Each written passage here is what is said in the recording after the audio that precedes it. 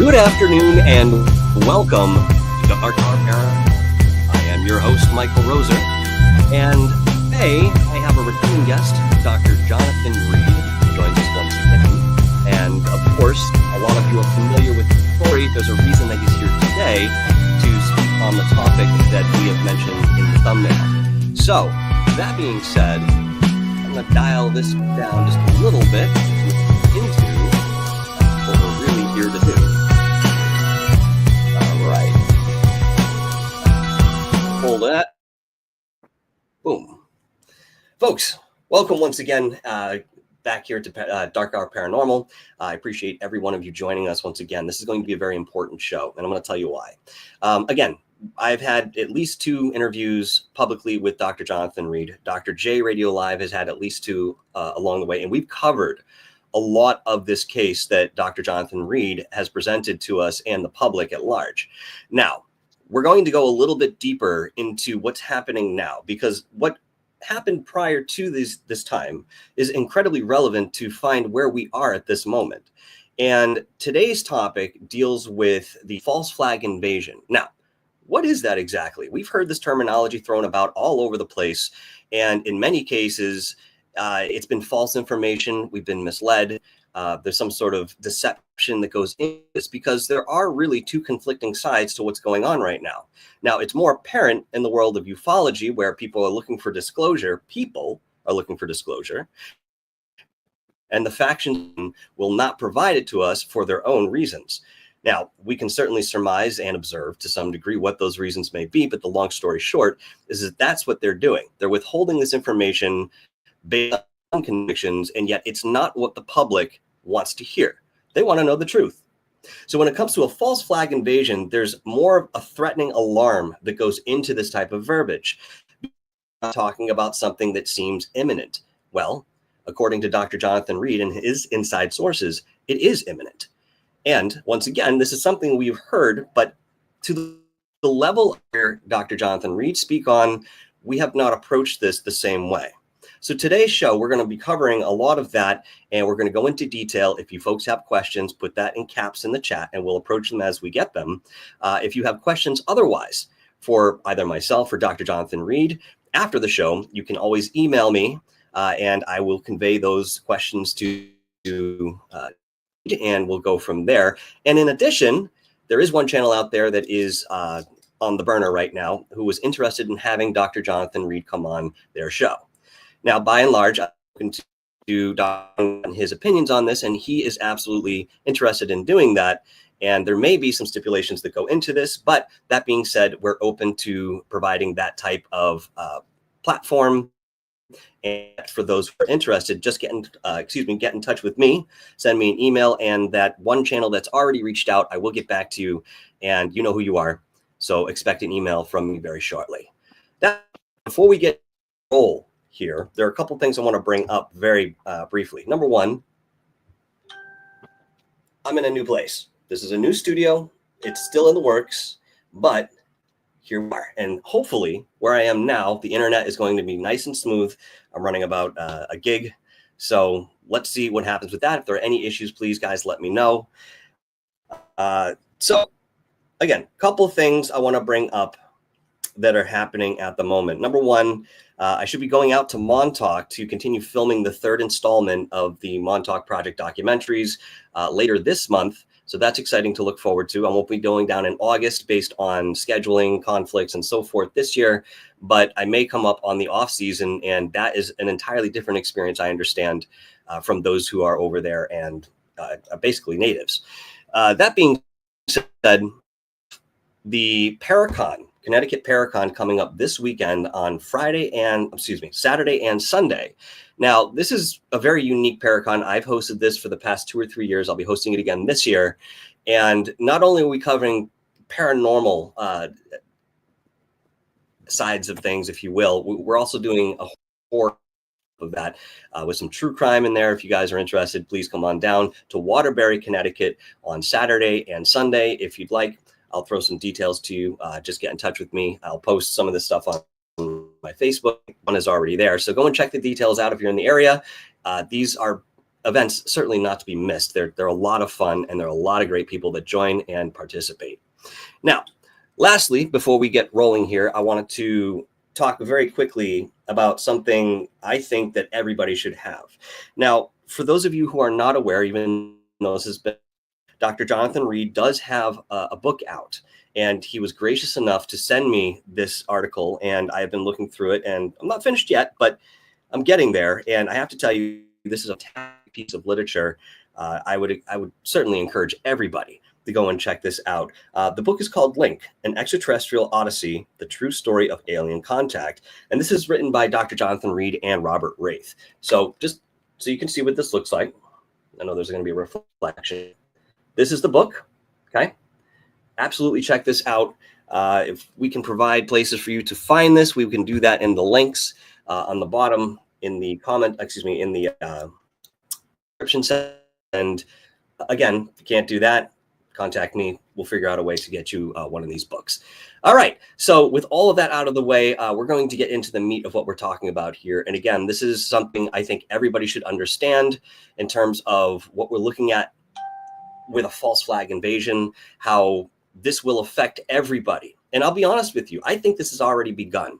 I think we're already in the first throes of what's coming, and we now have nothing more but to look forward to this and be aware of what's happening in order to either protect ourselves or do something along those change course to whatever extent we can. Knowledge is power. It's cliche for a reason, but this is where we are, folks, and this is where we're going. So without further ado, as they say here, I'd like to reintroduce to you my good friend, Dr. Jonathan Reed.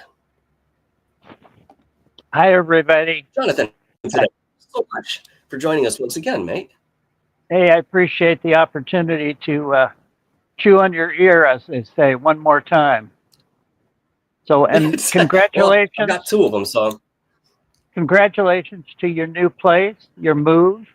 Thank you. I know that's a big deal. So, you know, you'll hammer out all the difficulties.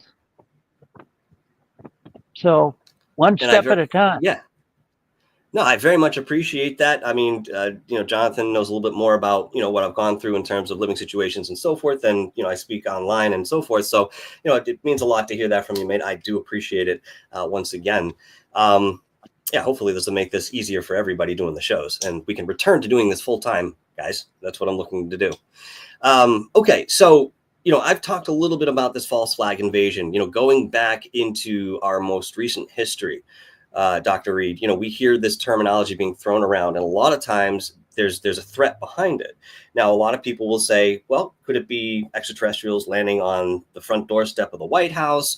Are they going to be landing in rural areas? How are they going to introduce themselves in terms of what a false flag invasion would look like? Now, before we go into a little bit of that history, can you give me your definition of what the false flag invasion might look like or might be, given what we have in front of us?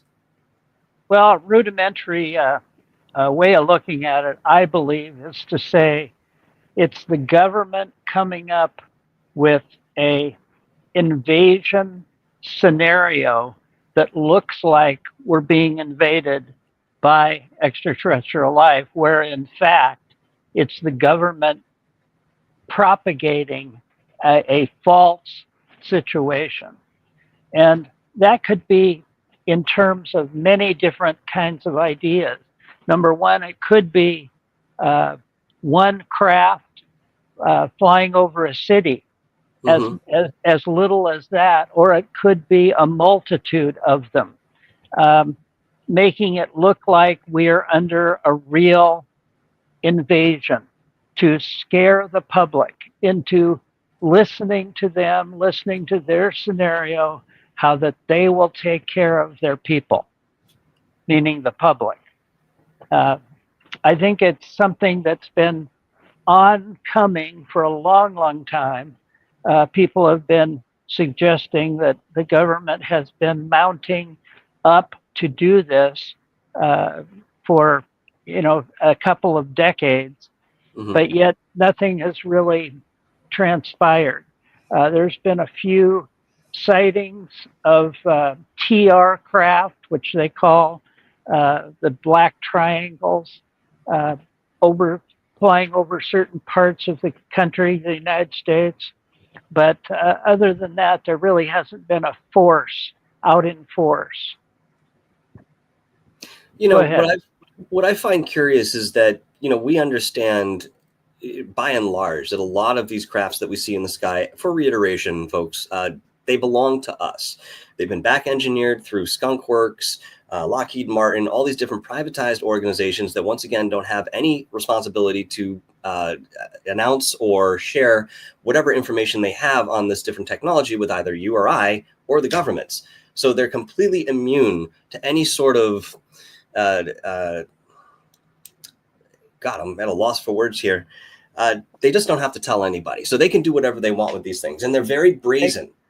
Exactly. Yeah. And one thing you might want to add or think about, a lot of people don't think of this, is that a lot of people say, well, we have the Freedom of Information Act now, and shouldn't we be able to roll that up, throw that in the face of our government officials and say, we deserve to know the truth?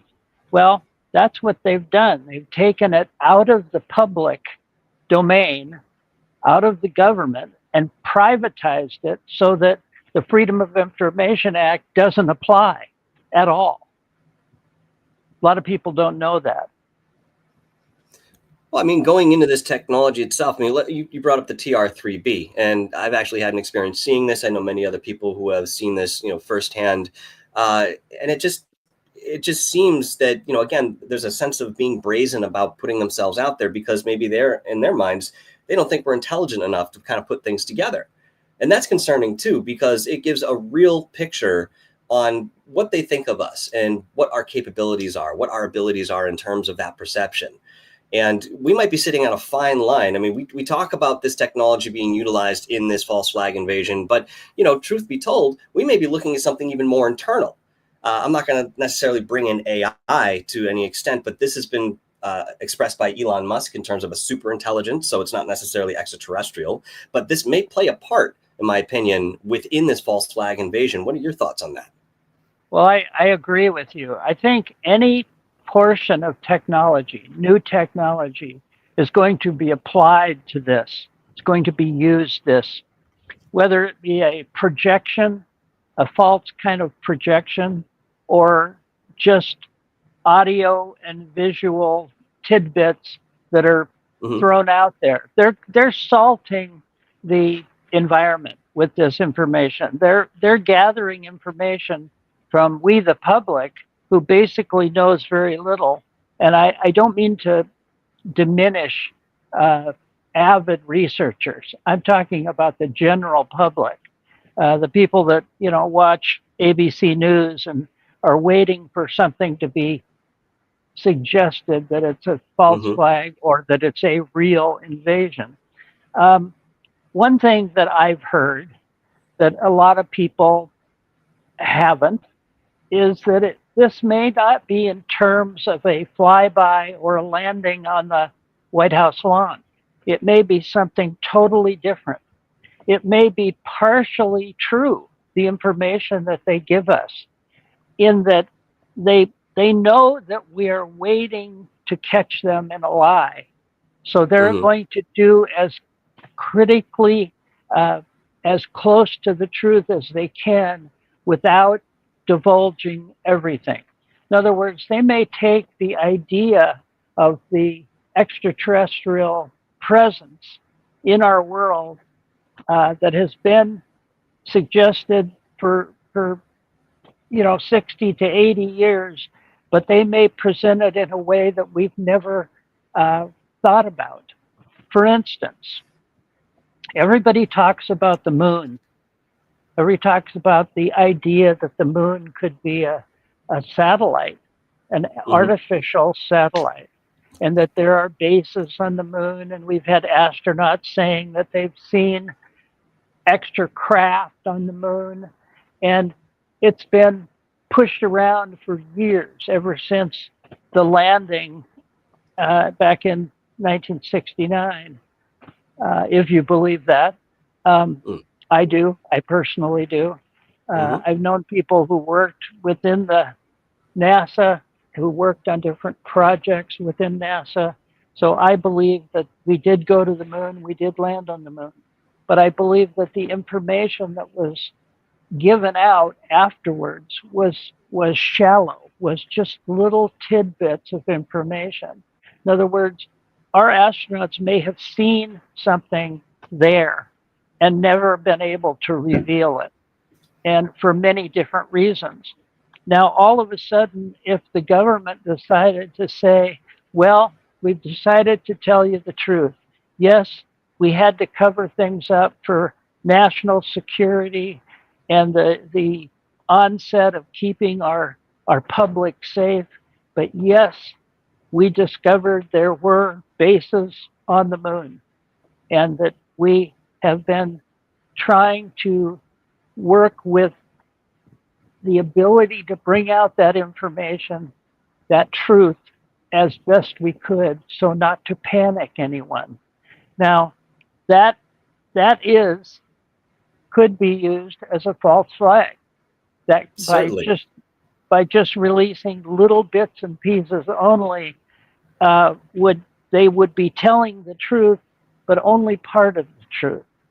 And this way, they would stay in some favor of the public.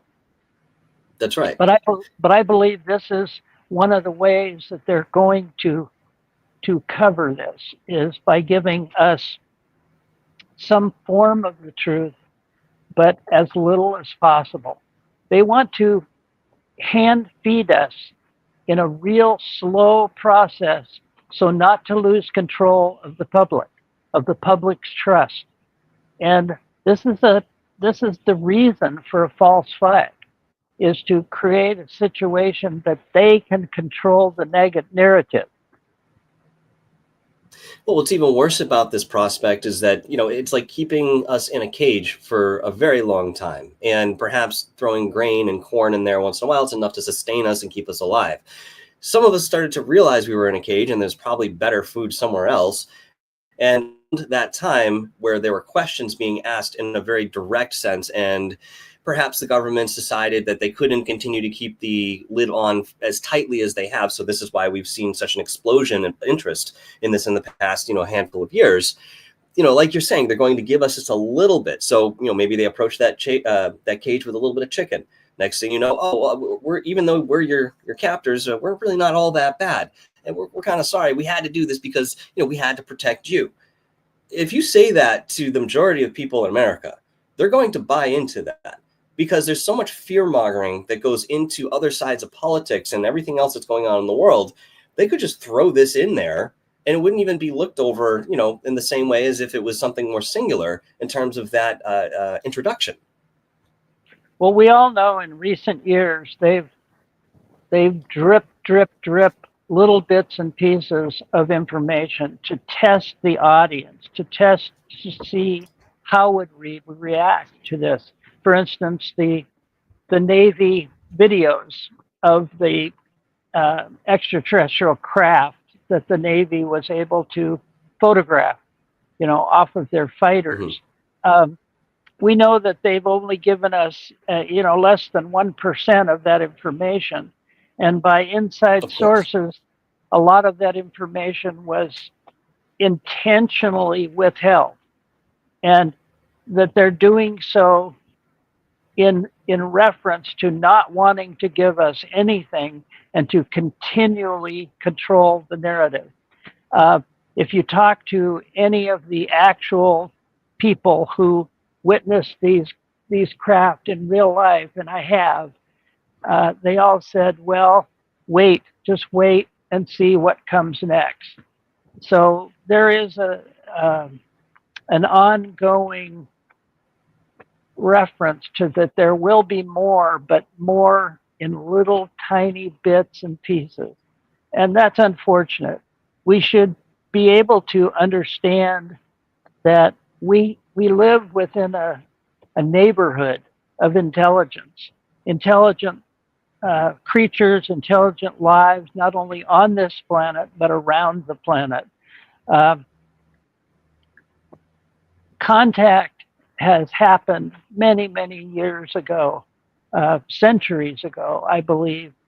And there are thousands of people who have had contact in a similar reference to mine, in that they have witnessed the beings, they have witnessed the intelligence of these beings, and that it's an ongoing thing. It's not just once in a lifetime and it disappeared.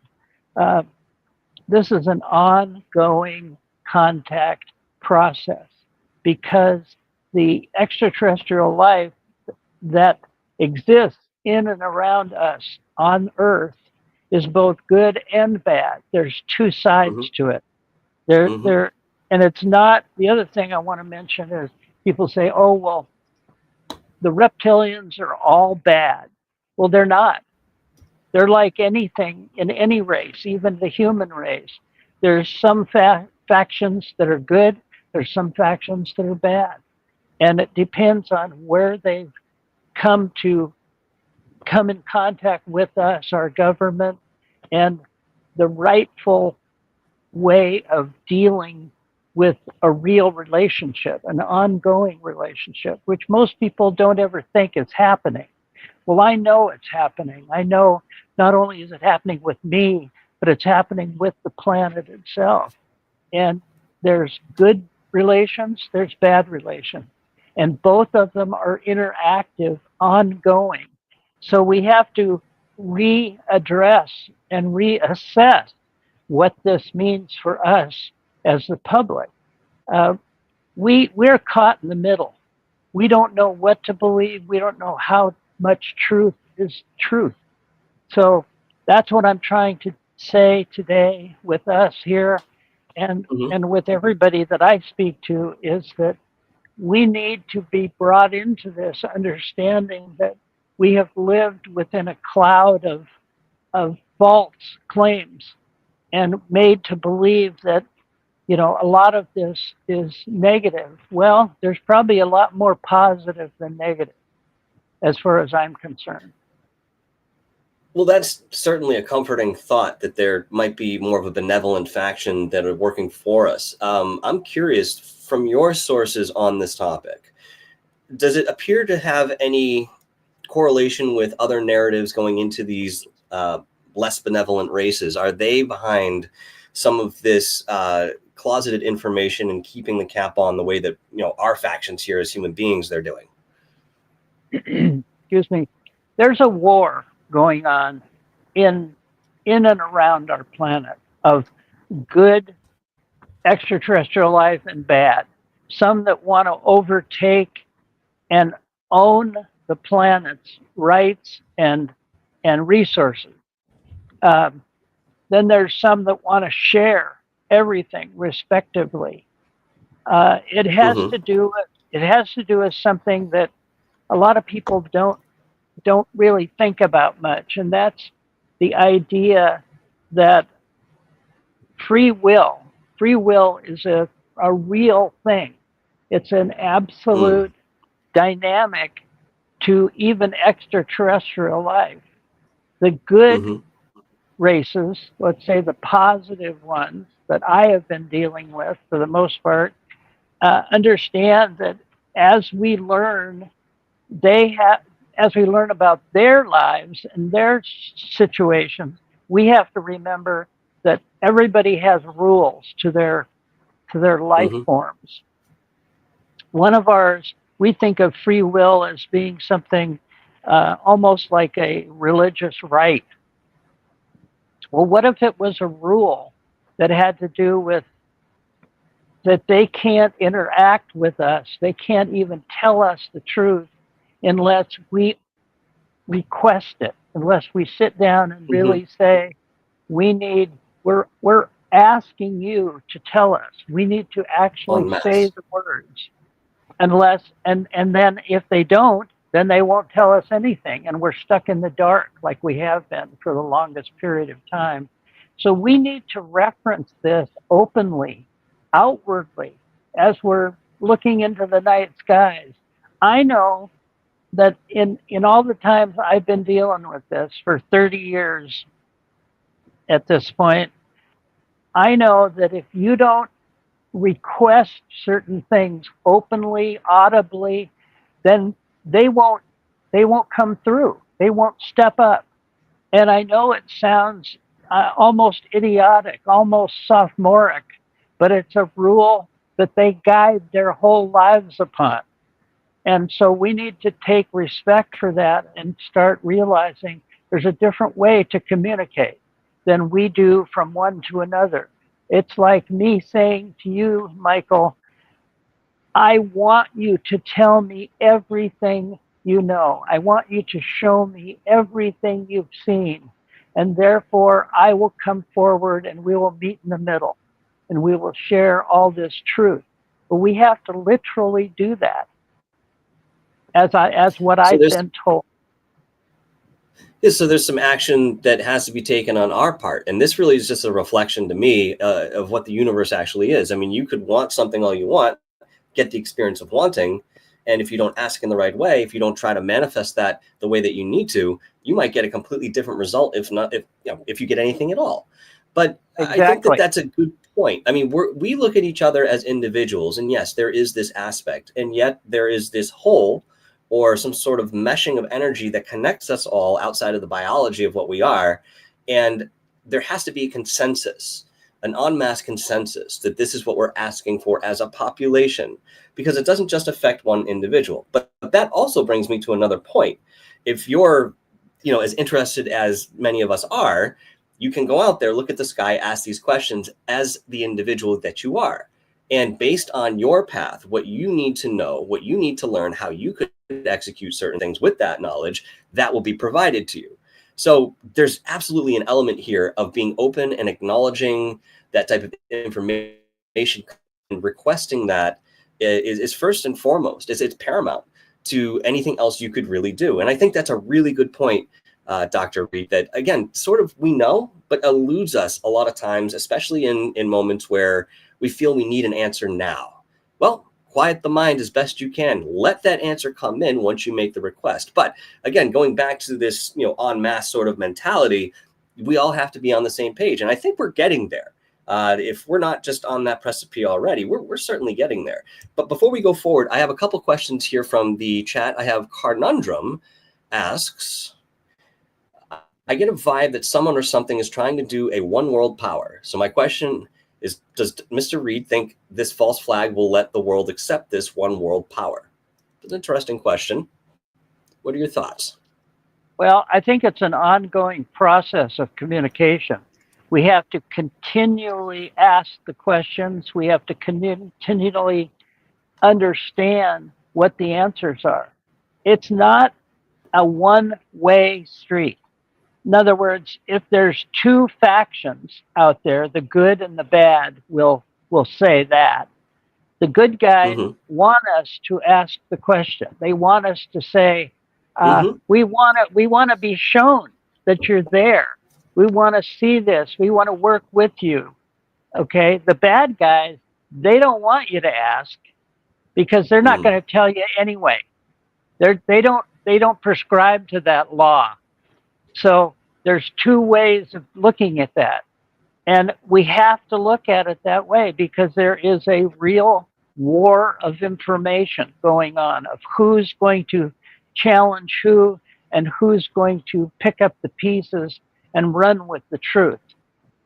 Now, pretty much we know that the government doesn't want to tell anybody anything, that they don't have to.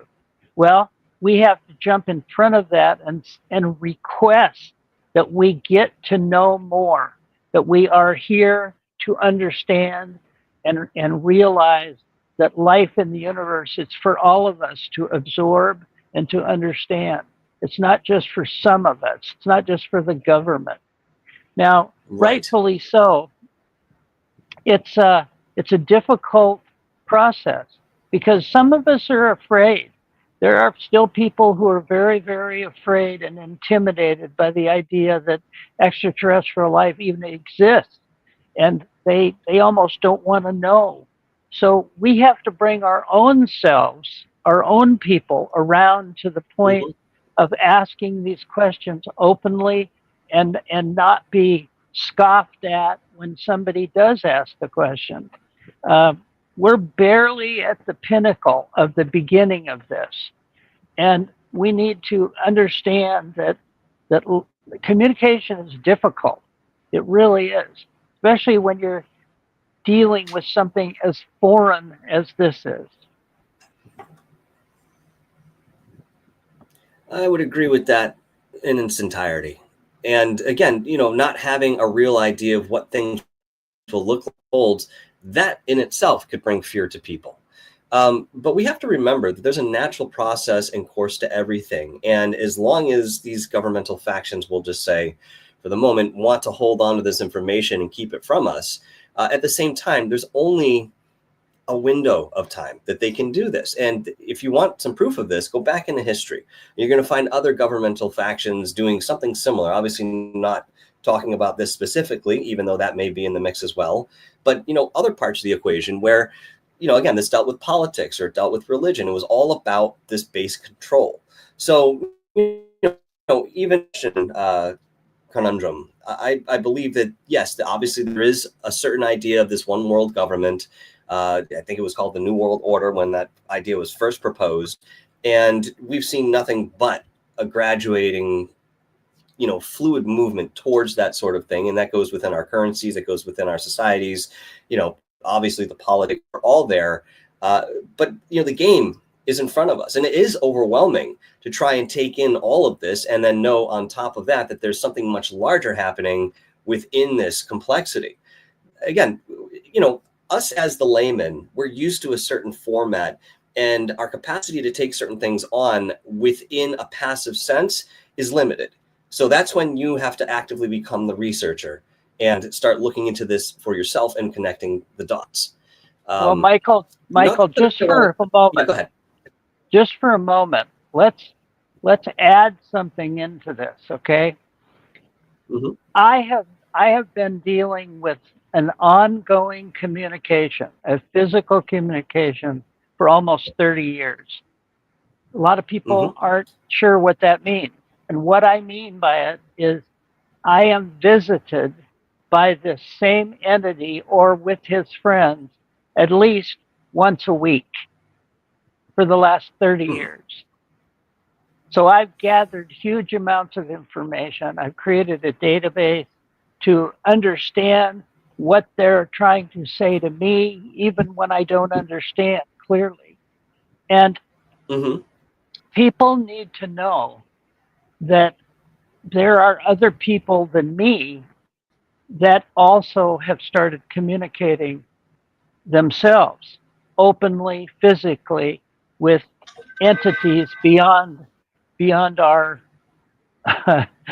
there they are, beyond our local circumstances. I mean, even you, Michael, have started being aware that there is something around you since you and I have come in contact.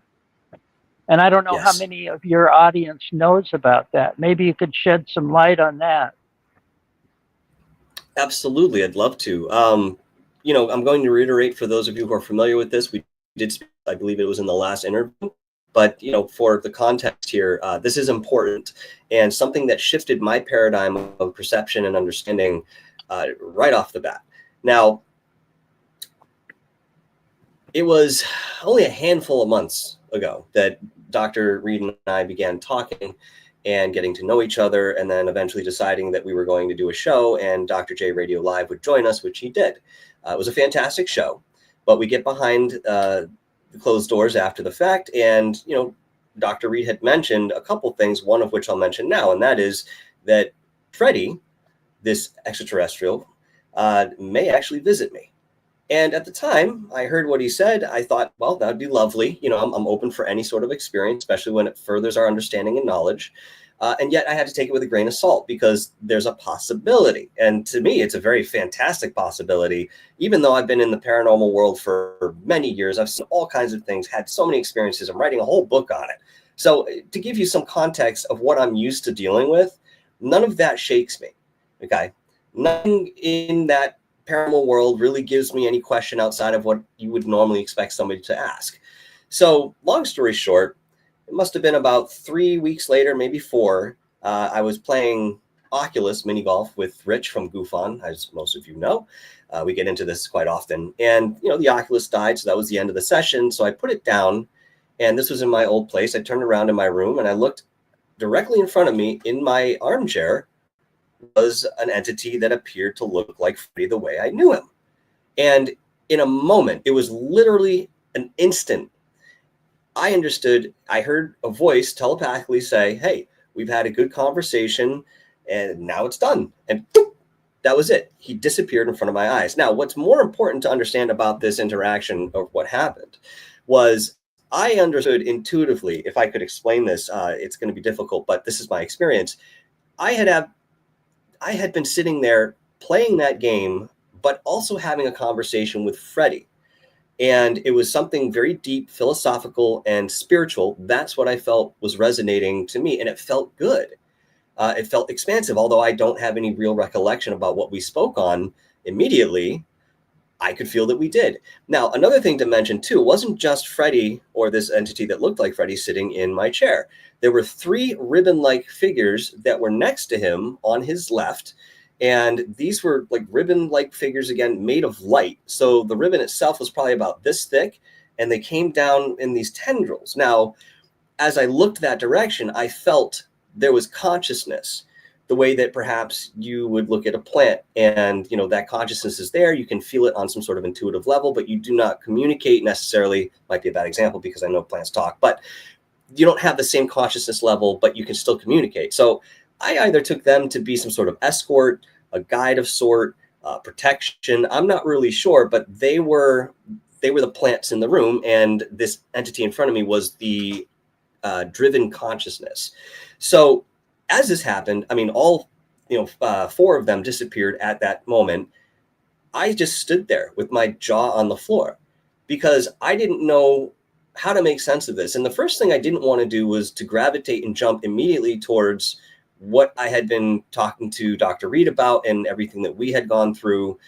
I wanted to look at this analytically and say, okay, I need to sort of meditate on this, see where it comes from, where is this hitting, because I had this experience and I need to now process it.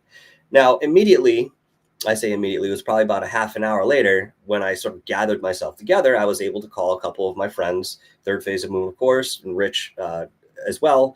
And those are the 2 people that I mentioned this to. And I said, look, I don't really know what just happened, but I'm going to relay this to you the way that it did. And, they all conceded that I had an experience and they wanted it too, but, that's another story. But long story short here, this left an imprint on me in terms of my understanding of how close we are to this type of consciousness and what it means to us and them. So there is this connection that we have. And I had more of a sense that we were all in this together rather than them being something separate and us being our own entity and we sort of just crossed paths or what have you. No, there's a much bigger design within this energy. And since that time, I have had that feeling that Freddy is around me, this entity, which I then verified with Dr. Reed. And I brought it up in a way that I said, hey, listen, this is my experience. Let me know what you think. Is there any correlation? And Dr. Reed, you said, yes, this was him. Now, I go back in my mind and I look at that entity that I saw for just a split second, and it looks a lot like Freddy. And that's not my general idea of what I would think an extraterrestrial to look like as something generic, I guess you would say. It looked more like a real gray alien with the big eyes, triangular head, all that stuff, what have you. But it wasn't the case. And so I'm taking what is in my imagination or understanding and then pitting it against what I just experienced. And this is where the consternation started to flux. But it changed the way I thought. And as I mentioned, ever since I've felt, this entity around me, and he's actually come to me in dream. I had a very interesting experience last night in dream where I wasn't able to really fully sleep, but I was somewhere else, but I wasn't. And there was some sort of staff in my mind. It was like this wooden staff with some sort of crystalline structure on top. And this thing was healing. And it was by my left side the entire night. Didn't matter which way I turned, I could feel it there. And when I woke up this morning, I felt like there was some connection to this energy that we're now discussing. Now, that has yet to be verified. I'm just, giving you the anecdotal, but this is my intuitive feel. And I believe that these energies are there to assist us as long as we are in some sort of synchronicity with those energies to do the same for them in whatever mission they're out to do. This is sort of my interpretation of this energy immediately. So it was a life-changing experience for me to meet Freddie, who has now again come back many times. Now I have to tell you again, I add this on the last part of the story because I can't ignore it. I had been attempting to manifest better things for myself for a very long time. And I continued to go up against stone walls, pitfalls, you name it. I just couldn't get past the first or second stages of pushing myself forward. For example, garnering a new place, moving, just as an example. After this experience, things started to fall into place. But what happened was I had a different motivation to move forward, almost like a path was cleared and they said, okay, we've cleared the path for you. Now you do the work to get on it and get to where you go. So that's what I did. And that's what I'm doing. But that support, there's a love behind it that I feel from Freddie and his superiors that is something that is for all humanity. I just feel it individually. But I know this is something that's available to all of us. Sorry to be so loquacious, but that's what happened. No, it's important for you to tell everything that you feel so that your listeners understand. And the other thing is, Michael and I are at exact opposite sides of the country in the United States. I mean, we're not close proximity at all. I have not told him what to believe or what to conceive at all. This is totally his concept. All I did was say, occasionally Freddie will reach out to people who have reached out to me, who have thought about this for a long time and wanted to be more involved, more physically and mentally involved. And so for those of people who say, well, you set him up, you influenced Michael to believe this in such a way, and you've probably been encouraging him. Actually, I haven't.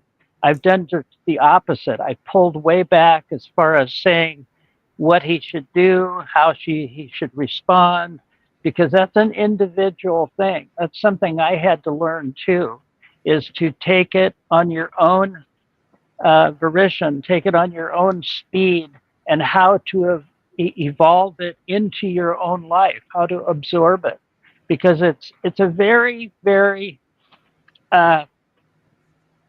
unnerving situation.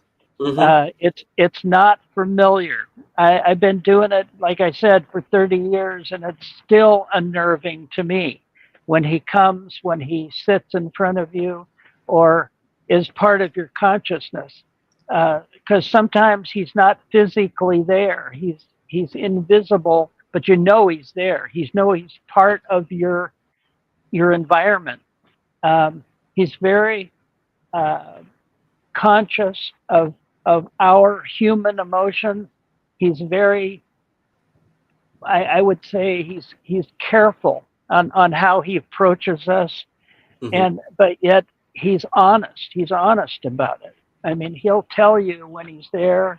He'll interact with you through telepathy, and it's an amazing thing. And I'm glad, Michael, you are now talking about it, because I think it's important for your audience to know that you have made that step.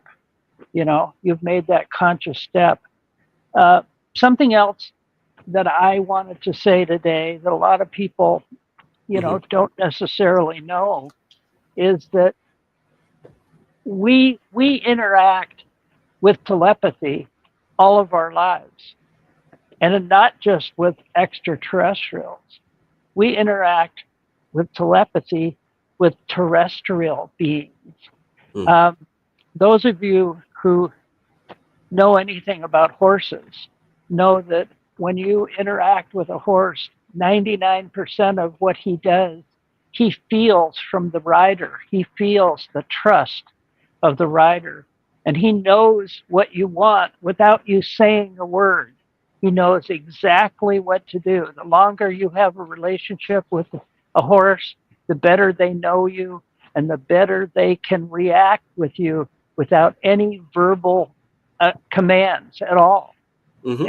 And it's amazing. People don't realize that, but it's really, really true. If you talk to people who are around horses all the time, they'll say, the horse knows what I want before I even do. And that's an amazing thing. Horses aren't just riding, they're co-creating with us. And a lot of that could be said about, other animals or consciousnesses that we interact with here. And we do this in such an intuitive way that for some of us, it doesn't stand out, or it doesn't look like something that we would discuss in the realm of telepathy or, intuition, what have you. But you have to remember that there's something very unique between human consciousness and, let's just say, as a grouping, animal consciousness, where an animal consciousness literally lives in the moment. It lives in the now, the absolute now. They're not necessarily thinking about what's happening in the future, although they can remember the past that we've seen. This being said, it's usually in congruence with what's happening in the moment. So again, you get into the idea of, some sort of Pavlovian effect, or, you talk about abuse or something like along those lines. That's remembered. But again, it's only really brought up in the moment. And, animals in general are very trusting beings. And we could take, dogs, for example. They're going to be trusting in most cases unless you show them otherwise. And again, going back to this idea of telepathic communication, we all do it, and we've all been doing it, but we just don't recognize that the way that we see this, because we think it's something outside of ourselves. It's something peripheral. It's not. And you can train to do this in a more clear fashion, but you still have the walking ability to do this every day, and you are doing it. So yeah, that's very important to understand when you talk about the subtleties of this type of communication, because, even speaking about Freddie and his superiors, yes, you're absolutely right. You can always feel that presence around. And the way that I'm describing it, and when people, ask, is it's similar to, and this is going to be a little bit on the left field side of things, but it's similar to when a spiritual guide gets very close to you and you can feel that presence. Now, it doesn't necessarily mean you're getting the frisson and all that stuff. You can just feel that presence around you, wrapping in everything that you do. And there are times when I feel Freddie in that exact way. And there are other times where he's a little bit more distant, but he's always there. And if I ever have to ask a question, a lot of times I will get an answer. And it's different than when I hear, let's say, again, the voice of a guardian angel, but it's of the same frequency. To me, that blows my mind, because this goes into a lot of different implications. Now, I saw, who was it that just said, only God can heal? Who just said that? Metalhead. Okay. He mentions only God can heal. Now, this brings us into a whole other realm of understanding when we speak about the source, energy, God, whatever, because yes, there, in my opinion, and a lot of others, there's a singular source, if you want to call it that, which is the collective. And it's perhaps from that system that we get what we understand is healing. Now, Dr. Reed and I have talked a little bit at length about what Freddie's culture might believe in terms of God. Would you like to share some of that with us? Well, sure.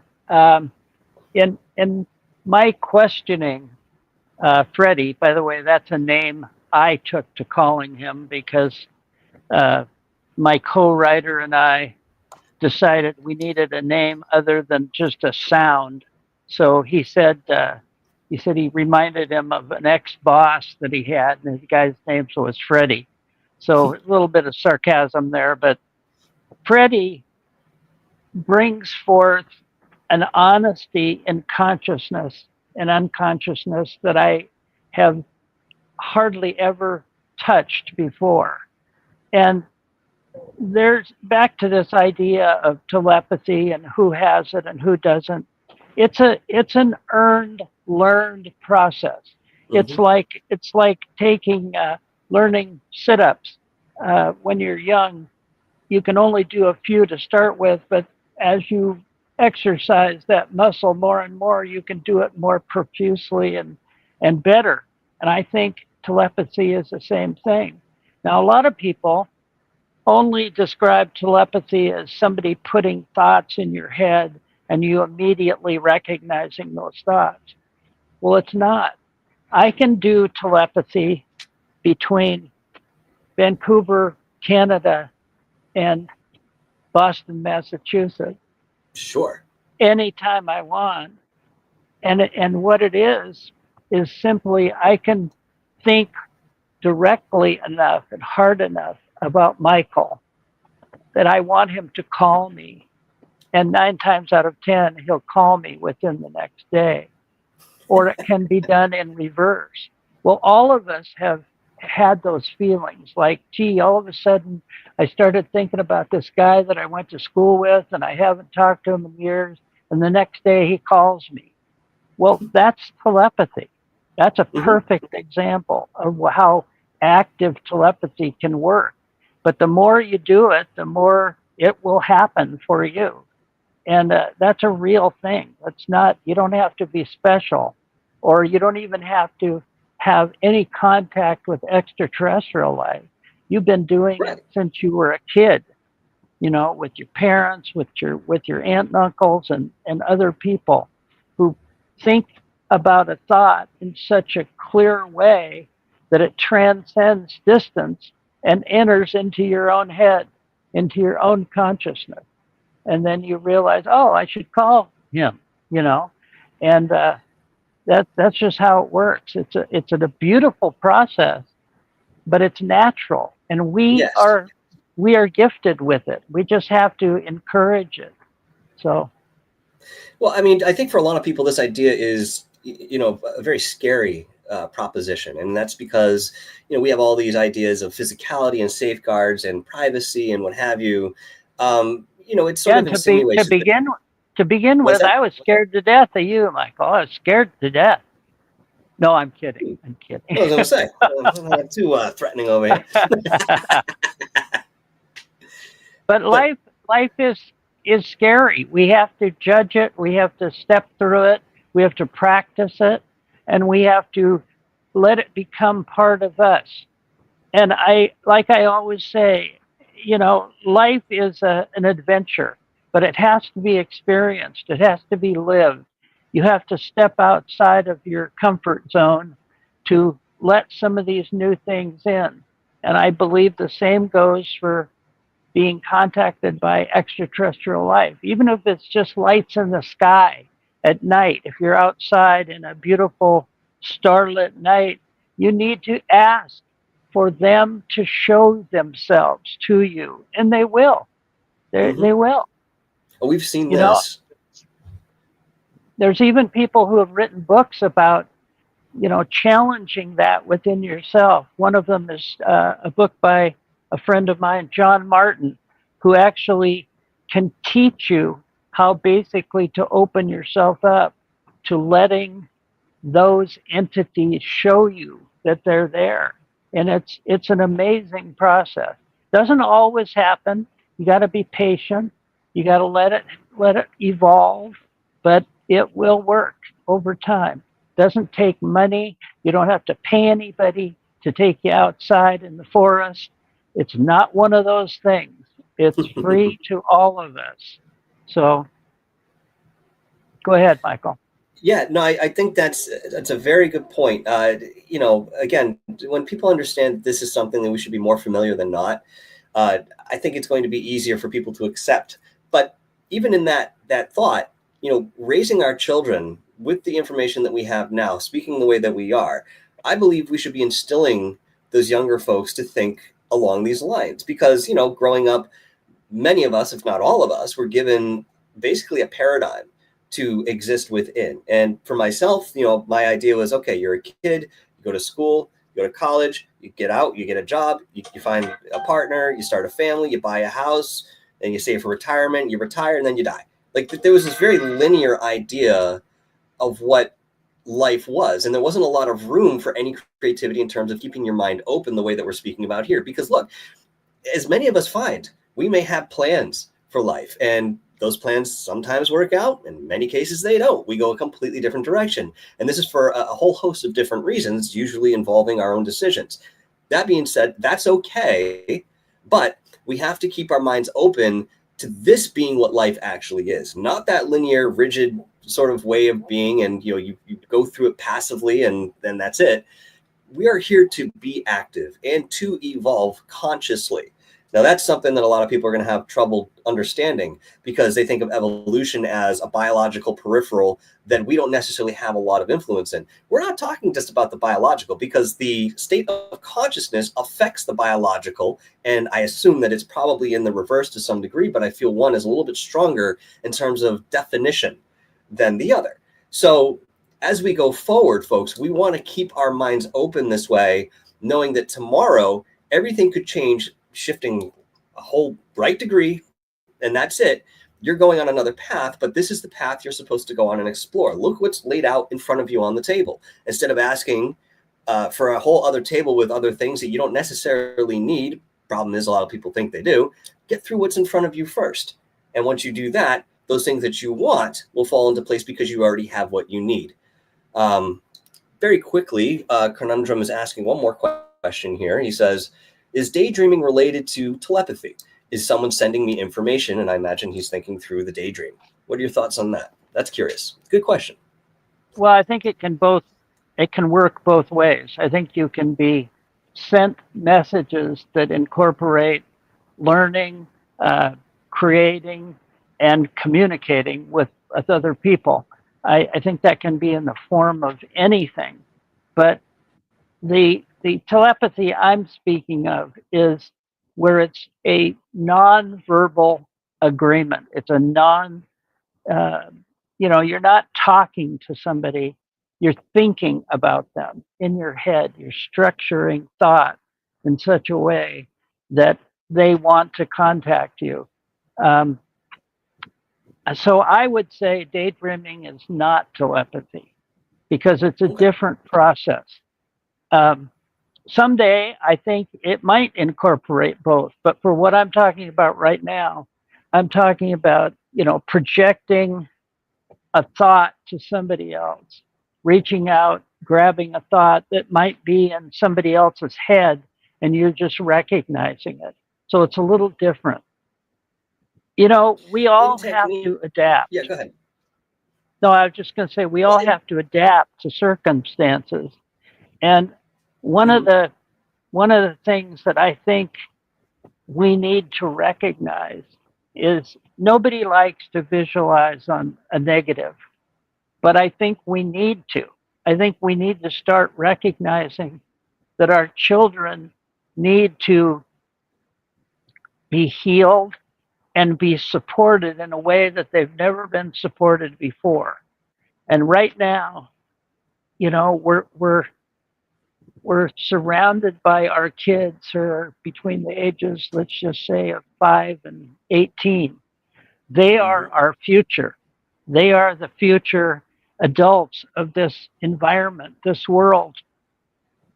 And if we don't start addressing some additional items, and I'm here to say this, we're going to be in bigger trouble, much, much bigger trouble. One of the items that I think we need to address physically, in other words, I think our kids in the neighborhood of 6 years old to 16 should have classes in school that deal with anxiety. How our kids deal with their own anxiety, how they deal with difficult questions that they may not have the answers to without, looking a little deeper into the psychology of it. Now, I'm not thinking that, I don't want to brainwash our kids. Believe me, I don't want to do that. But I think we need to be aware that they don't have a full toolbox right now that deal with anxiety, depression, the things that are spread within our youth that nobody seems to be dealing with. Everybody pats their kids on the head and said, "Oh, you're going to be okay. It'll be good," but they don't deal with the deeper issues that sometimes end up in situations where our kids take their own lives. I think we need to recognize that and open up about that and talk with them about anxiety as a real issue. And I couldn't nobody's agree doing more with that. that. I know Nobody's it. I mean, doing that. there are only mentions or allusions to that right now for kids, and a Well, lot of these children are being left behind in that emotional sense. well, to be honest, uh, adults are afraid of it because they themselves don't know how to deal with it. They don't know the right Hmm. tools, the right factions. So if we could build a new curriculum that could address these issues specifically for Hmm. our young people, the young people, not adults, but the young kids, how to deal with it, how to understand it, how to recognize it, and then go talk to your parents about it or go talk to Yes, a teacher about it. Uh, this really needs to be done ASAP, in my opinion.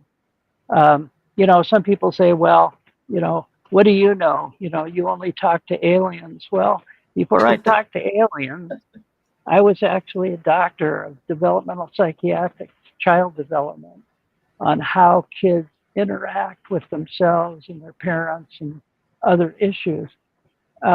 Somebody needs to create a curriculum, and I'm here to champion that of anybody who can get out in front of this. I mean, it should be a government funded program in every opportunity that we can do it because they are our future. You know, the minds of our children are our future. So we need to recognize that that's something that's not being addressed. absolutely. And this can actually go right back into our original conversation about the false flag invasion in terms of understanding what you're going to see in terms of that complexity going forward. Look, it's not just, as we were growing up, the biggest thing you'd see in terms of that type of event is when a president was elected and everybody would follow. And there was a very linear path to this idea. And, at the end of the day, somebody would be elected and they'd run the country for another 4 years. And that's it. Like, Or you didn't have questions or about that. or assassinated, Yes, that's true. That's because true. that was the first time in my life that I had to really sit down and say, what happened? What was that all about? Why did that happen? Why are these issues not talked about?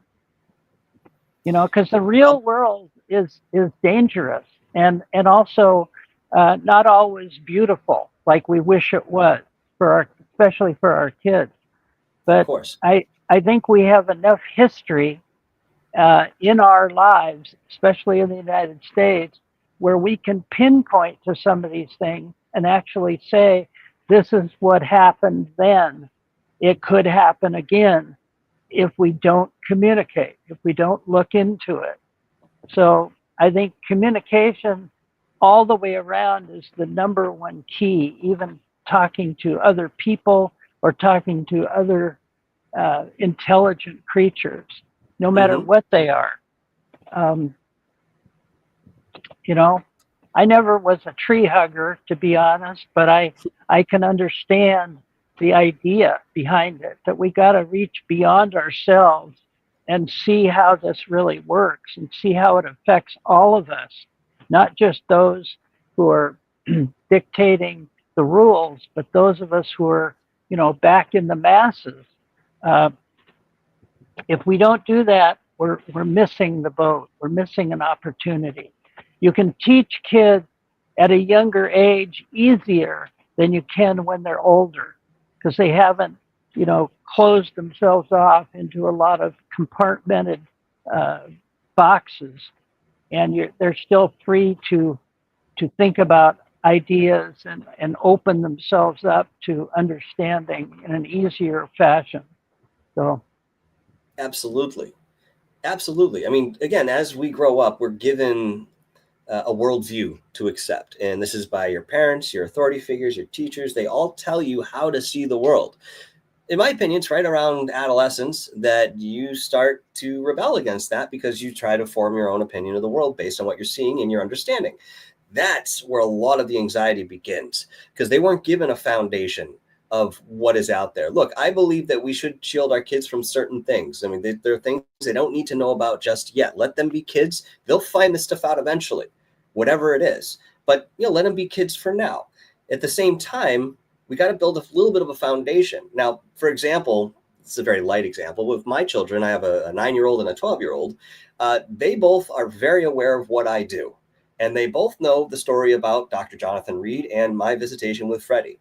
And I tell them this, not just because they're interested, but because they're taking it into a different sense where it is becoming a foundation. So when they come against this later on in life, which they will, it's not going to be so surprising. And hopefully they'll be able to look at their own introspection rather than outwards, from themselves to explain what they're seeing. Look, we're at the advent of a lot of incredible developments right now, and we can go right into technology. We can talk about AI, the singularity, from something that's tangible for people to, express, outside of what's esoterically going on as well. It's all intertwined, in my opinion. But this logarithmic ramp is shooting straight to the stars right now, and we're on this roller coaster ride going up. Now, we don't know where this ends, but there are little dips and pinnacles that continue on. But this is happening faster, in my opinion, than any other time in our earliest recorded history within modern times. So again, going back to the idea of giving our children this foundation where they understand how to deal with certain things, it really falls on our shoulders and how we take care of ourselves. How developed are we? Are we taking the time to be better people for not only ourselves, but for our family and friends? It starts with us as leaders. But as you said, Dr. Reed, they are our future. And what we give them is what they will inherit. Do we want them to continue to do the same crap that we're doing? To have to, dredge through the mires of misinformation and lies and deceit that we're dealing with?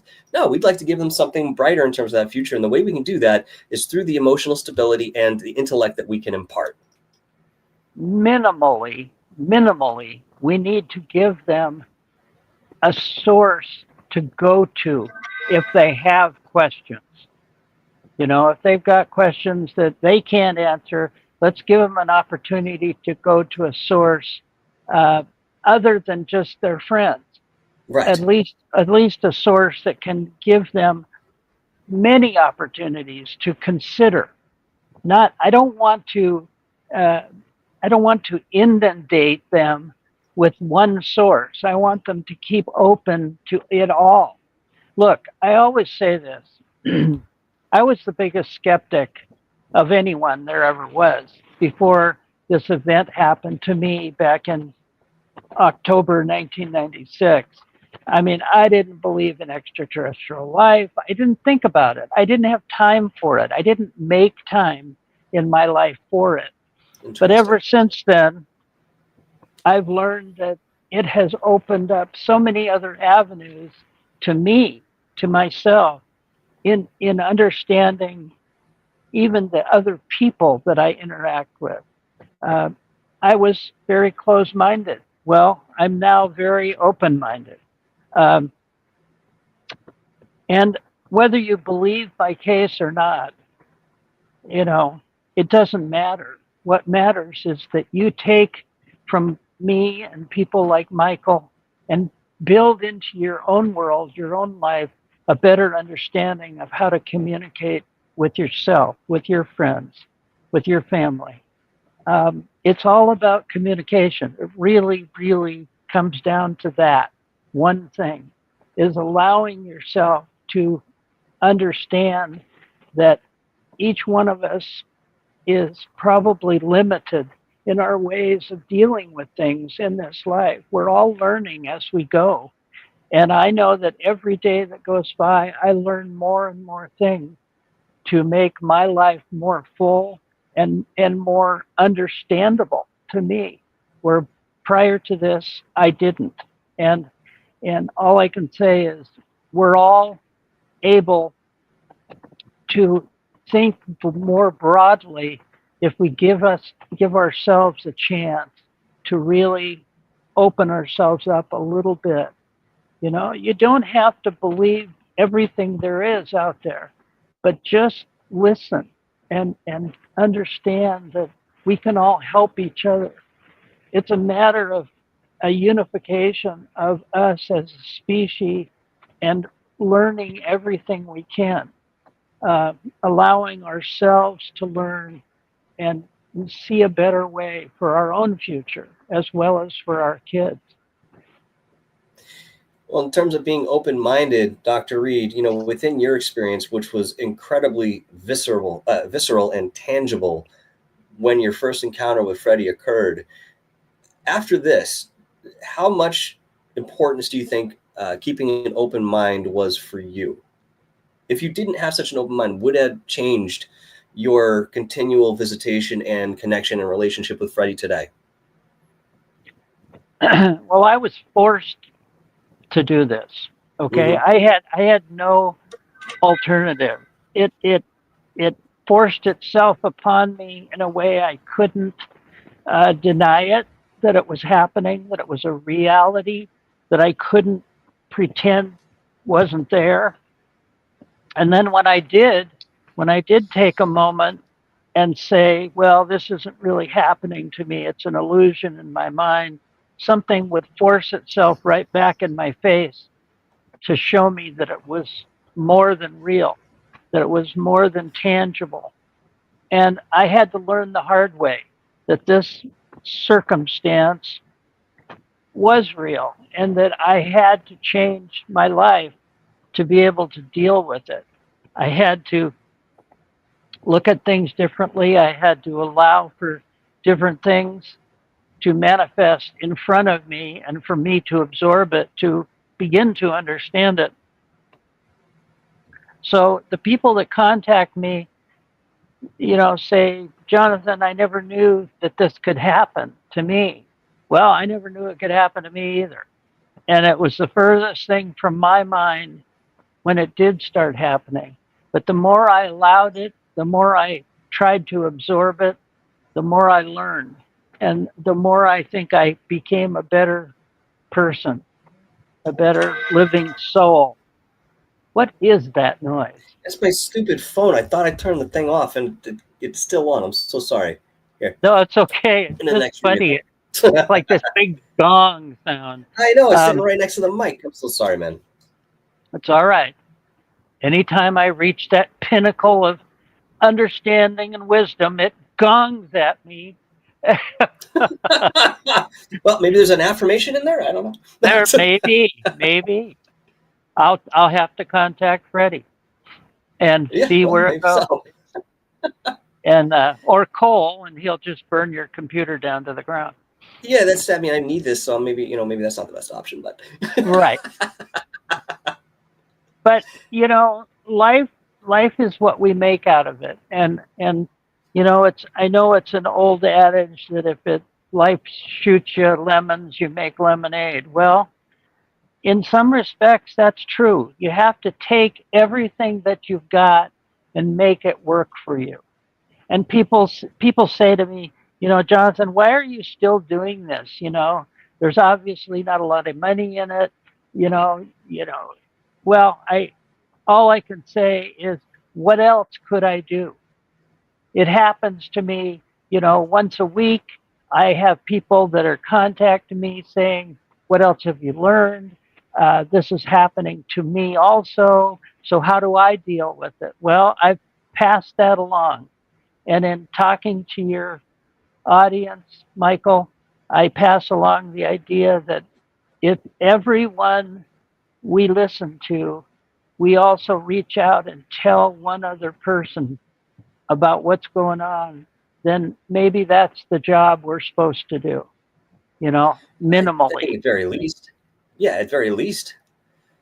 I mean, even doing something small like that is making a difference. I mean, we don't have to be upturning the earth, with every revelation that we express to each other or whatever the case may be. It could be just, a string along sort of affect where, we're, again, putting together these little bits of information, bits of data, experiences, and then correlating this, because all three of those things I just mentioned are part of a larger equation that need to be defined in coming to any sort of conclusion. And we can go into the scientific field to, corroborate that sort of idea, but that's the truth. We're doing this on a larger scale. It sometimes just takes longer to gather that compilation together to reach a certain result that may have been part of the hypothesis. It may be something different than what we expected, but either way, we get to a certain point where we can be somewhat conclusory on certain things. When this all started for me, like I said, about 30 years ago, I didn't know what to believe, but I couldn't deny what was in front of me. I couldn't deny the fact that there was a physical, breathing creature that I had, somehow brought into my life one way or another. I had to start saying to myself, okay, I told my parents who were alive at the time, and I said, this happened to me. This is what happened. And they'd say, well, we don't know if we believe you. And I'd say, well, come and look. I said, come and look. Come to my garage and see what's in my freezer. And so I had that ability to say, this is a physical thing. It's not just a mental thing. Right. And some people don't have that same kind of circumstance. And I feel sorry for them, because in one way, it would have been easier if I didn't have something physical, because then it would just be, a manifestation in my mind that happened that I would have to live with. But I had to live with the physical fact that it was a physical manifestation, and that the laws of physics and the applied reaction to something being in your hand literally is different than just something being in your mind. And I had to deal with all that all at once, and it was almost too much for me. And I get a lot of people that contact me and say, I've had ongoing visitation, but I don't have anything physical.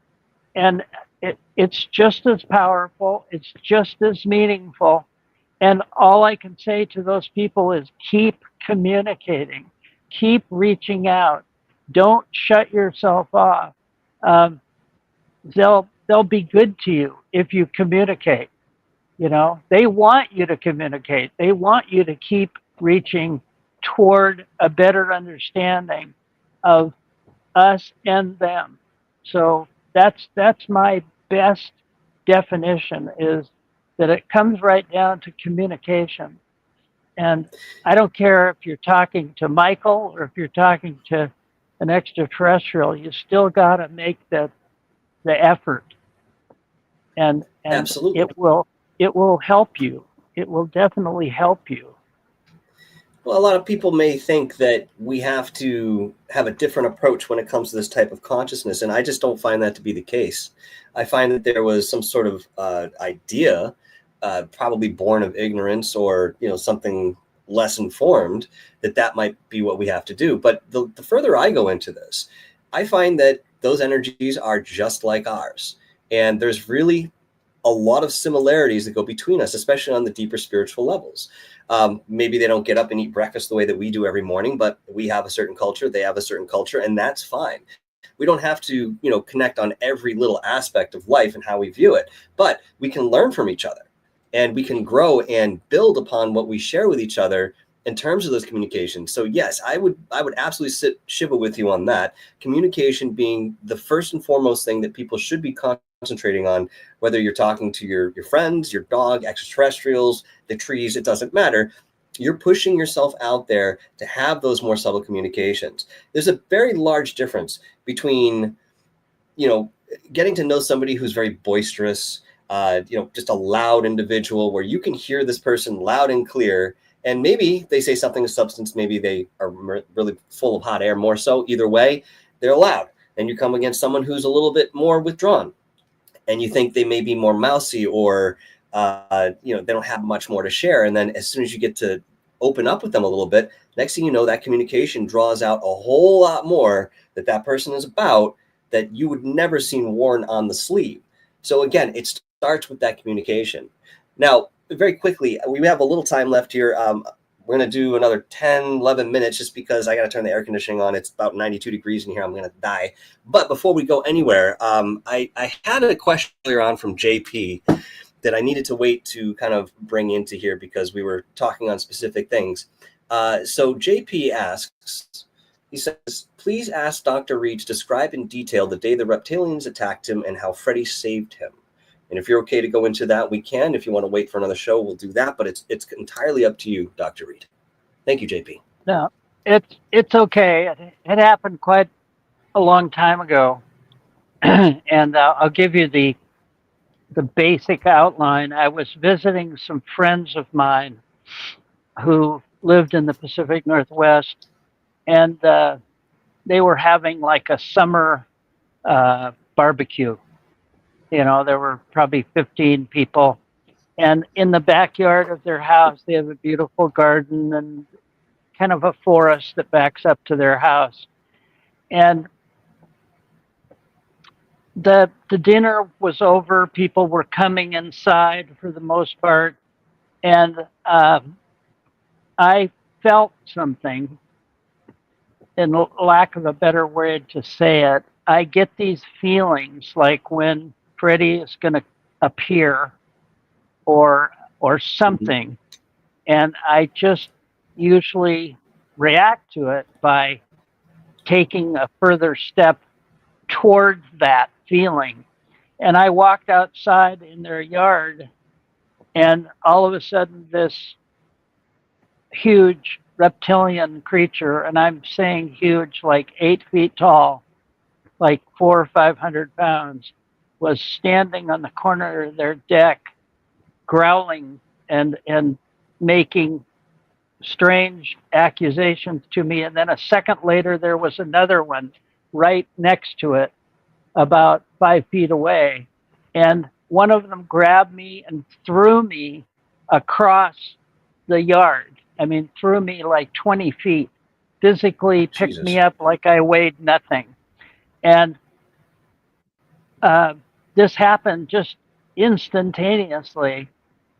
And I figured they were, going to tear me apart because they were huge. In that same instant, Freddy appeared in front of me between these two and basically reached back to push me back a little bit with his arm, with his hand, and took his other hand and pointed it toward these two beings and basically disintegrated them. That's the only word that works, because they basically melted into a big pool of terribleness, like their bodies had been just disintegrated. So Freddy actually stepped in front of them to protect me. And that was the first time I physically really understood that he had incredible powers that were beyond my comprehension, and that he would defend me. Now, why he did that, I've tried to ask him other times since then, but sometimes there's no vocalization about certain issues. He just won't respond, almost like he doesn't even hear it. And I've tried to voice it in different wording, both verbally and mentally, and it's just like he won't address it. But I know without question he saved me. So there are these entities out there that aren't friendly, for lack of any other way to say. That's how it happened. That's how it took place. A couple other people saw it, so I wasn't, totally alone. A couple of the people that were part of the party, they were incredibly outraged and also scared by seeing this happen in front of them. Took a lot of time to calm them down. Did they blame you for this? Well, in some respects, because it happened to me in front of them. Okay. I see. And I mean, my association with Freddie and or these type of things is my responsibility. I take in some cases, and I understand why people can't handle this. Mm-hmm. It's not comfortable. It's not normal. It's very disturbing. But when it was over, it was over. And then Freddie just vanished. You know, these people thought they were going out of their minds. Uh, one of them thought, you know, this is some kind of an illusion that I created. Like some kind So of mad. magic trick. And I mean, it was in broad daylight. You know, and so I wasn't a stage show. It wasn't, anything like that. I didn't I didn't want it to happen at all, and it was upsetting even to me. I mean, I was in the middle of it. So Yeah. a lot of people forget that. They forget, oh, Jonathan just takes this kind of thing on the chin because he's so used to it. Well, I'm not used to it. You know, I don't know how you could become used to this kind of thing. It's still unnerving to me. Every time Freddie appears in front of me, in wherever I am, it could be anywhere in the world. I've been all around the world and have it happen in many different countries. So it's not just one place. And there's probably been over 100 people that have seen him appear or seen him change the dynamics of the moment. In like you, Michael, where he's actually visited you and communicated, tried to communicate. Mm-hmm. It's hard to explain, but it's a reality that I have had to deal with for a long time. But that's essence what happened with the reptilian. Well, this I is make so unique because, yeah, go ahead. no, I just said I have a good sense of humor, and I try to make jokes about stuff when it happens, and people say, "Well, how do you deal with it?"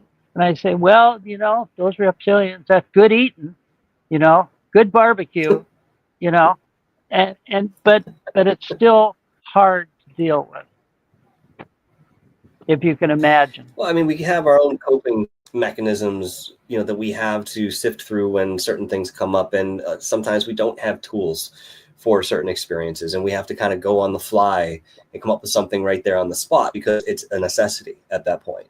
Right. Unfortunately, or fortunately, however you want to look at it, your life has been riddled with this particular crossroad, and sometimes, in some cases, consecutive days, consecutive weeks after, one after the other. It's not the typical experience that, again, the layperson would understand, and yet, even being as embroiled as I am in this field at large, when Freddie actually did come to visit me, like I said, it was a complete paradigm changer. There was nothing like that was ever familiar in my experiences, and yet could not deny the reality that I just experienced. And I think when people hear stories like this and get a little bit closer to the source, that not necessarily you as the person who went through it, but the source that is, where the story comes from. Hmm. Like you're saying, just asking for those questions and asking for those answers, you open yourself up to this, and it comes in at its own rate and pace, given your evolution that you're on. See, that's one thing a lot of people forget. We might come in with some idea in terms of incarnation to learn to a certain degree because we're here to do X, Y, Z. And maybe while we're here, we're more interested in another thing, which we'll get a little bit from, but it will not be the focus. You'll consistently be turned back around to what you're supposed to be facing before you can move forward with, other things of your interest. But this is, just the natural process, in my opinion, and what I've observed in many different ways. It's not just human lives that have this sort of purpose. Any kind of consciousness that you could name. I've seen in one way or another have this similar purpose. So to me, that's very curious. And the fact that this case is just continuous, it's ongoing, and it's interactive, the way that you're moving through this. I mean, you are the messenger for this. And unfortunately, there's a lot on your shoulders, or I should at least say has been, for, a number of years now. And yet you continue forward unabated within, this progress. And to me, that's very impressive. I don't think a lot of people could have gone through what you've gone through and continue to go through and still have the certain vitality to talk about it the way that you do. So I very much respect that. Well, I didn't choose for this to happen. I was really happy with my life the way it was. I was a doctor. I had all of the trappings that go with that. I had gone to school for about, 13 years and was very happy with all that. And all of a sudden that came to a crashing halt in lieu of what I'm doing now. A lot of people don't understand that, I don't have a normal life like most people. I don't have a 9-to-5 job. I don't have a place to live. I've been basically living a life of, what shall I say, kind of an ongoing shared effort to move from one location to another, to friends' houses that have put me up for sometimes a month at a time, sometimes a week at a time. I've been shot 3 times. I've been run off the road numerous times. A lot of people have died who have helped me continue this journey. Now, what does that mean? Well, like I said, I only have one option. My option is to try to keep going every day and try to keep sharing what has happened to me with other people so that they know what's going on with themselves isn't out of the normal. There's a lot of people who have been contacted, maybe not in the same way that I have, maybe not under the same circumstances, but I'm not the only one. But I think it's important that people understand that once this happens to you, it does change you substantially. Mm-hmm. You can't go back to thinking, oh, well, it's like it was a week ago. Well, it's not. Something definitely is different in your life. Michael, I'm going to say a couple of things that you aren't aware of. But, Okay. in the last 20 years, I've gone around the world a couple of times where I've been invited to speak in private situations, in a matter of, for 20 people. I spoke in Japan where there was hundreds of thousands of people in an arena where I showed the pictures that I took, the video that I took that shows everything we've talked about. But still, it doesn't make for me a normal life. I long for the old days. I long for my life being, kind of a 9-to-5 situation. Well, I don't have that anymore. And it's not that I don't want to speak to people. I do. I think it's incredibly important that people listen and hear these stories from other people, not just me, but even you, Michael. I mean, you're sharing an experience that you've had with me that nobody else realizes. Hardly anybody knows that. And I think that's important for people to know. I'm going to say that I'm going to do some things in the next year that I haven't done in a long time. I'm going to go and do some public appearances. I mean, I'm going to sit down with somebody like you, Michael, in an auditorium and talk about my life, talk about what all has gone on, and, show some of the pictures that I have and talk about what this has meant to me, to my family, to people who have worked with me, who have tried to work with me, and why it's important. not to make money. I mean, I have made hardly any money doing this over the years. And I've never asked for charity, ever, never. I'm not the guy who says, pay me $1,500 and I'll show you my alien. I'm not doing that. It's not that kind of thing. Right. This has been an awakening for me, and it should be an awakening for other people too. People say that are on the negative side of me, people say, oh, well, he's afraid to talk to anybody. He's afraid to talk about his case. And they say it's all lies and it's all manifestation of fake circumstances.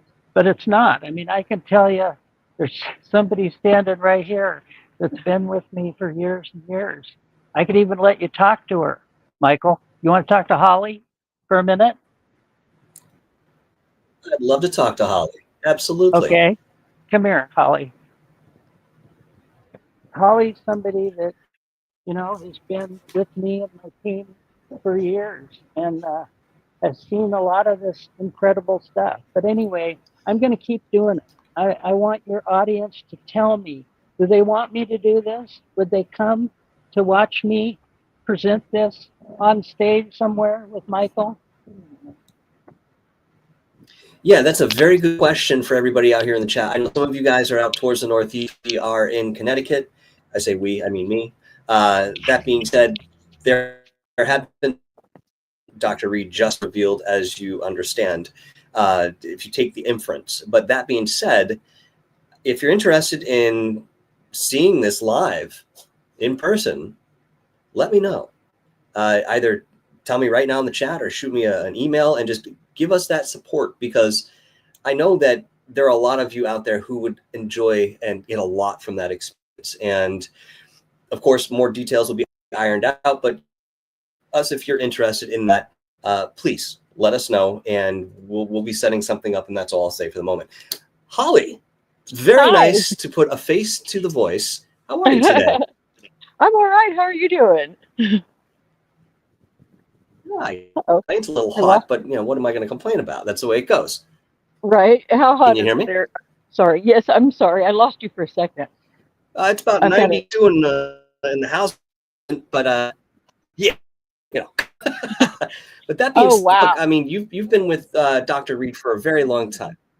I have. And I would like to, as we sort of discussed behind the screens here, I'd like to have you on the show independently and talk a little bit about your experiences here. But now that I have you for the moment, can you give me any insight as to how you were involved with Dr. Jonathan Reed in the beginning, or how you met him? How are you where you are now with this as it stands? Well, we had a mutual friend and several mutual friends, and I wanted to come up here and investigate his case, and quickly realized that there was quite a wall of security I had to get through first, and so it was a while before I was able to, but they eventually cleared me, and Sure. and I got here and realized that this was a treasure trove. I mean, of information. There's no reason to ever have to leave. There's so much stuff happening here. It's like every single day is another movie. I mean, I'm sorry, I've got a dog that won't leave me alone. No, that's and so I just started working with the team. I'm sorry. Can you see her? Cutie. Cutie. She's really sweet. She's vicious, though. No, I'm just kidding. She's not really vicious. But anyway. All the little ones are. No, she's not. Shuggy, down. Seriously. Okay. Anyway, so the things that happen here are just more than most people probably would even believe. It's just mind-boggling. If you're an investigator, you would never have to leave this place. Mm-hmm. Everywhere we go, yeah, it follows Jonathan. Everywhere we go, it doesn't matter where, it follows him. I mean, he's been at dinner parties before, and Freddie's come to get him out of the bathroom. That's and then pretty wild. back. Yeah. it doesn't matter. It's going to happen. You get used to it in a way, but you never really totally get used to it. Well, prior to, getting to know Dr. Reed the way that you do, I mean, you said you were an investigator. I can, assume a host of different lines that work with that. But how was it for you to realize reality, and how did that shake your own paradigm in terms of your core belief system? I mean, again, we're not just talking about the paranormal here. We're talking about something much larger, in my opinion. Definitely, I know exactly what you mean. I was just an independent investigator. I wasn't like, Linda Moulton Howe or anything. And the first time, though, I remember that they took him, like, when I was here with him. I walked into the room that he had just been in, and he wasn't there anymore. And I started shaking uncontrollably, and I thought I was ready for it. I really thought I was, and I was so excited about it. But my legs turned to jello, and I was trying to get down the stairs, and I'm holding on to the rail, and it completely freaked me out. And I was like, "You signed up for this. You signed up for this." I'm talking to myself in my head. Yep. This you knew this was going to happen, but it was completely unnerving. Since then, though, that doesn't happen anymore, thank God, because it was really embarrassing. I mean, I couldn't snap myself out of it. It took a while before I could stand on my own. But, I can understand that. Yeah, and you've seen Freddy, I understand. Yes. Yeah. Yes. Yeah, you know what I mean then. Oh, absolutely. I mean, it's not even an environment that is, I don't know, what's the word I'm looking for? It doesn't pull you in the way that someone might imagine.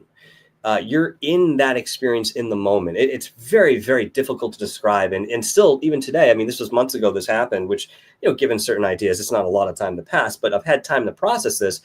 I'm still, up in arms about a few of these things emotionally that I feel from that experience. And nothing in a negative fashion, but right. Just the awe. But I also have to understand that we can't get caught in that awe, because when we get caught in that awe, we miss the true purpose of that experience itself. I mean, it's fun to, look at it in the sense that this is amazing, this is incredible, this is happening, I can't believe it. But you have to get past that at some point in order to stay in a grounded interpretation to, again, what's really truly going on in front of you. Right. And absolutely. And I've also noticed that the more natural you can make it, the more you'll get to see. Yes. Does that make any sense? sense? I would imagine that would be the case. Something progressive in that sense ought to ramp up its activity once that door is open, for lack of a better sentence on it. Yeah, and I've learned that from Jonathan too, because they've taken me with him. I don't even know how many times at this point. Geez, it's been. So you've gone too? Yeah, I have. Physically. And physically, yeah. Right. They've even taken the dogs. They've even taken the dogs with us. One time they got Jonathan. I know. One time they took Jonathan at it was like 4:30 in the morning, and he had the dogs outside, and they got him from right out front. And when they brought him back, there was a neighbor that got up really, really early from down the roadways, and she was like right there, and they just popped back into this existence, in front of this woman. Goodness. And completely unnerved her. But she drank a lot, and so she probably just convinced herself that she. Now, when these happen. Now, when these appearances occur or disappearances occur, do you observe any audible sound that's associated with that displacement? Like when you're on the way there? If let's say if you were standing outside of that experience, so you watched Jonathan and one of the dogs disappear, is there a sound associated with that or the appearance back into this reality? I don't think so. Not for me. Now, I've heard like a pop before, but it's like you're inside of an airplane though when you're like on the way there. But like just sitting around, no. And sometimes it looks like the timing is a little off. Um, Huh. but it's otherwise, to me, pretty normal. I mean, pretty normal. You know what I mean? That's one way to say it, right? Yeah, yeah, yeah. Well, do you have any idea as to why they're taking you as well? Do you have any memory of what they may have been showing you? I have no idea why they're taking me. I'm just happy to be Okay. there, Yeah, but I kind of have.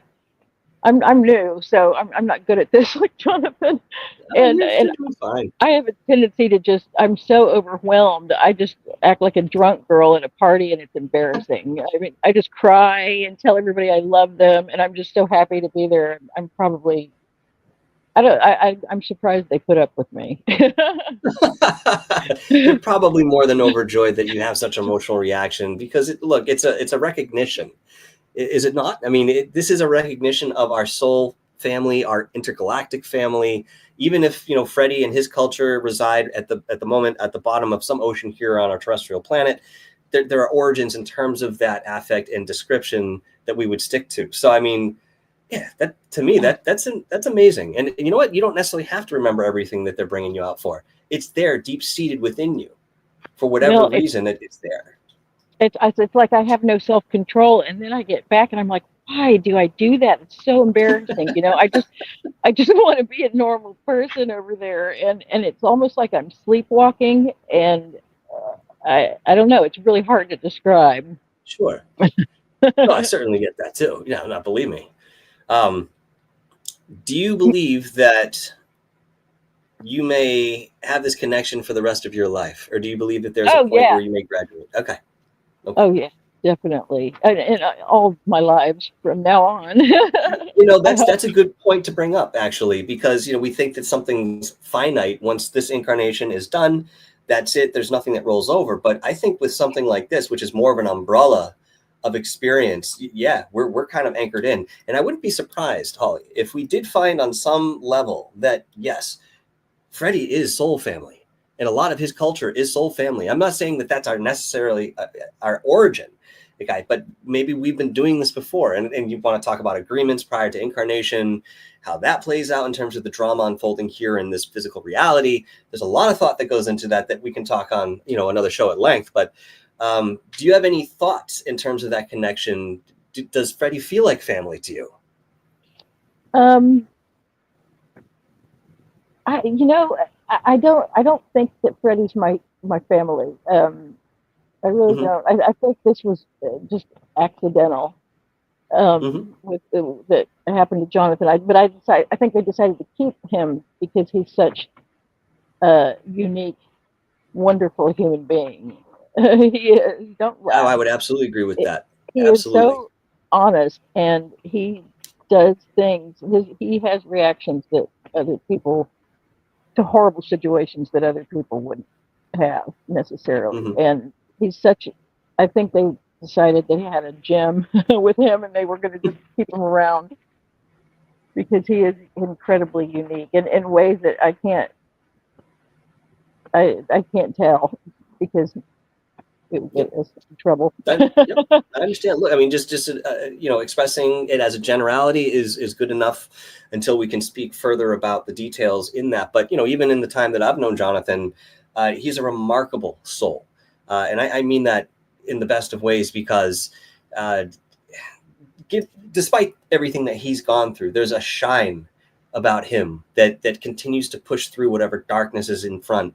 And that's something I've observed first and foremost with him. And I've always, kind of contemplated on that a bit. And there were times, even in the past, 4 or 5 months where, I was facing something and I thought to myself, well, how would Jonathan kind of approach this? And knowing who he is as a person.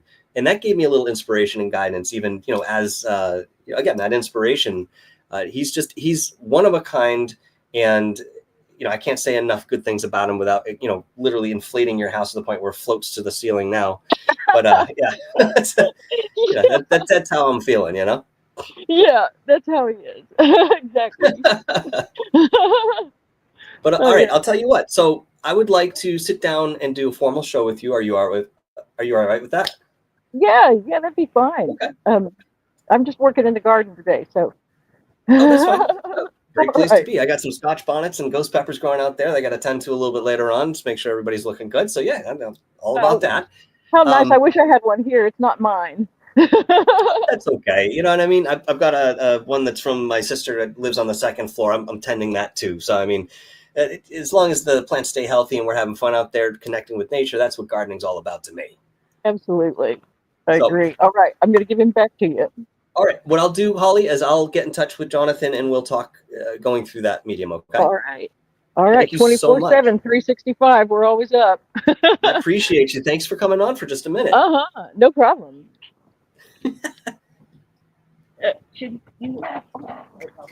Well, thank you for that.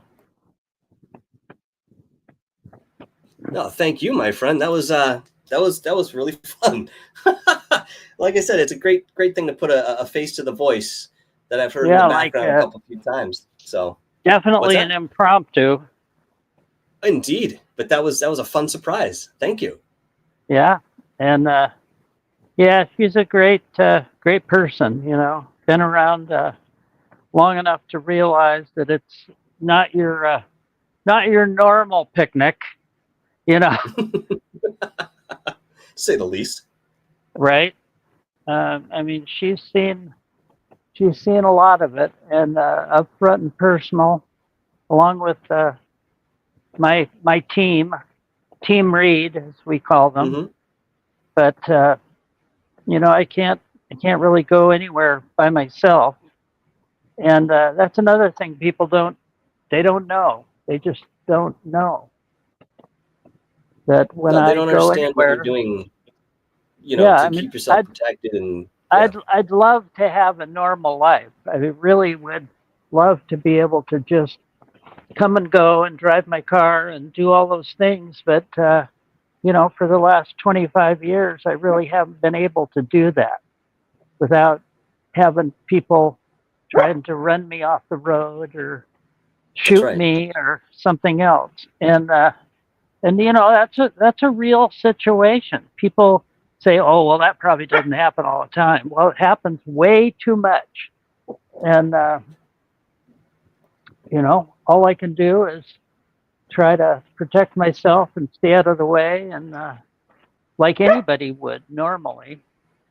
And, you know, I'll say it for this audience, you know, the only things that I can guarantee is my security is the shotgun on my lap and the dog at my feet, you know, that you hear barking.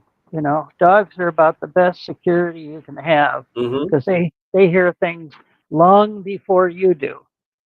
And on cue, see? I certainly do.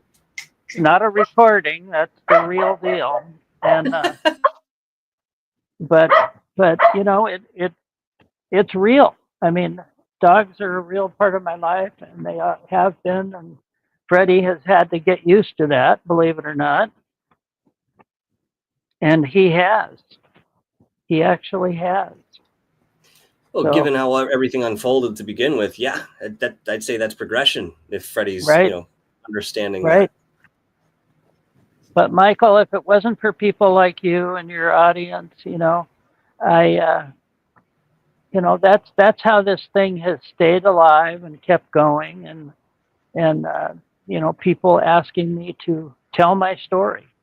That people still want to hear it, and I've been willing as best I can to do it, and I will continue to do that. And hopefully in the future, you know, maybe we'll do a live performance somewhere. Maybe me and you. Who knows? That's right.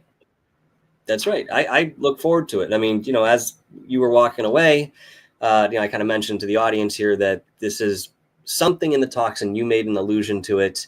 There's a reference to it, but as details unfold, we will continue to keep people updated. But that also goes for the case at large. So as details unfold more about perhaps the false flag invasion, whatever comes to Jonathan, we're going to report to you. And again, I think it's very important, if anybody else out there is interested in having Dr. Reed on the show, please contact me, because the more we can talk about this and put it out there in the public ear, the better it's going to be for everyone. And that's really a lot of what we're doing here right now. Right, exactly. Between Michael telling of his experiences in his life and me telling of mine, it makes for a interesting evening, to say the least. Yes, it So, does. but Michael can post more of my pictures that I've sent to him, Sure. photographs that I took during the encounter, the original one in 1996. And we can talk more about all those things, but about the ongoing narrative too, about what is happening in all our lives, and that includes the extraterrestrial presence in our lives. I mean, it's here to stay. Whether government is actually going to leak more of it or not, nobody really knows. But I would suspect they will. I I would would think the same suspect thing. they will. Yes. So, Well, goes in tandem with the certain narratives that are being crisscrossed right now. Nothing's settled in terms of a definition which way things are going to go. So there is still this sort of conflict, as I mentioned, where people want one thing, governments are giving us another thing. Eventually, there's going to have to be some sort of workaround here or agreement at some point. I don't know what that's going to look like or when, but at some point, I would assume that we'd have to reach that stage.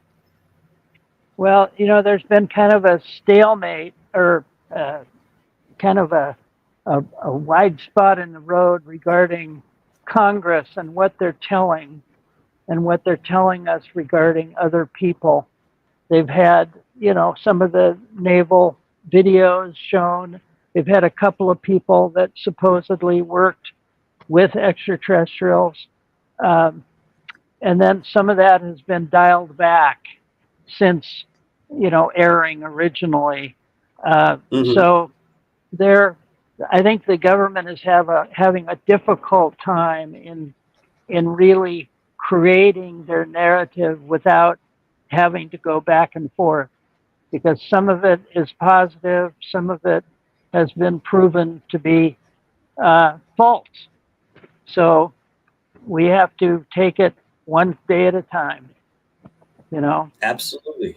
Absolutely. And listen, Jonathan, I want to thank you for coming back on once again. This will not be the last time we see you here on this channel. I appreciate it. Everybody, thank you for your time and your audience, and God bless all of us. Likewise, and thank you so much. I'm going to throw you backstage for a minute. If you want to stick around and say the proper goodbyes, great. If not, I can give you a ring. I can shoot you a text. You know the deal. But thank you once again, my friend. I appreciate you beyond words. Thank you, Michael. Take care. Cheers. Wow. I mean, it's incredible conversation when I sit down with Dr. Reed, whether it's on a live show or, we're talking, at night on the phone. We get into all of this stuff, and you guys hear just conversations that we have, and yet there's so much more that we can share. It's just a matter of time and ability to do it. But that being said, I mean, this is a case that will always be with me too, and I could surmise on the capacity, but for now, let's just say my experiences may dictate what that capacity might look like going forward, and I'm all for that. So, those who've known me for a while, watched the channel, what I'm all about, and to me, this to me is a marker. It's a paradigm changer, and I am honored to be a part of it. So, it's ongoing. We're going to continue with this. So thank you all for joining us today. Very quickly before we go, my little floofball wanted to say hello. There he is. Yeah, he needs a haircut. Ugh. Little monster. It's my new dog. His name is Lazarus. Okay, so first of all, I did get a super chat from Intergalactic Warrior Wrangler. So thank you, Jonathan, and thank you, Michael, for an intellectually inspiring and thought-provoking show. Stay safe, and I don't know these acronyms. Keep looking up. Thank you much, Intergalactic Wrangler. I very much appreciate you, and that was very nice, very generous. Thank you so much. What does Rich say? Generoso something or other? I don't know.